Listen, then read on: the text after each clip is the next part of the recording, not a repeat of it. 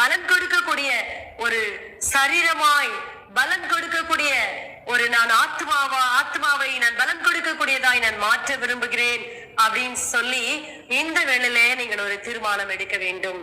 ஆண்டவர் சொல்றாரு, பரலோக ராஜ்யத்தின் ரகசியங்களை அறியணும்னா நம்ம ஒரு நல்ல நிலமாய் மாற வேண்டும். நம்முடைய வாழ்க்கை நல்ல கனிகளை கொடுக்க வேண்டும், நல்ல வார்த்தைகளை பேச வேண்டும், மற்றவர்களுக்கு பலன் கொடுக்க வேண்டும். அதுதான் முக்கியம்.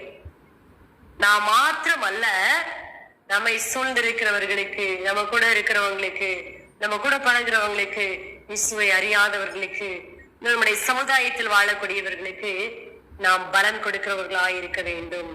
இயேசுவின் அன்பை பறைசாற்றியவர்களாய் இருப்பது மட்டுமல்ல, சாட்சியோடு கூட நம்ம வாழ்ந்தோம் சொன்னா இந்த இருதயம் இன்னும் நல்ல நிலத்திலே ஒரு விதைக்கப்பட்ட விதையாக மாற ஆரம்பிக்கும்.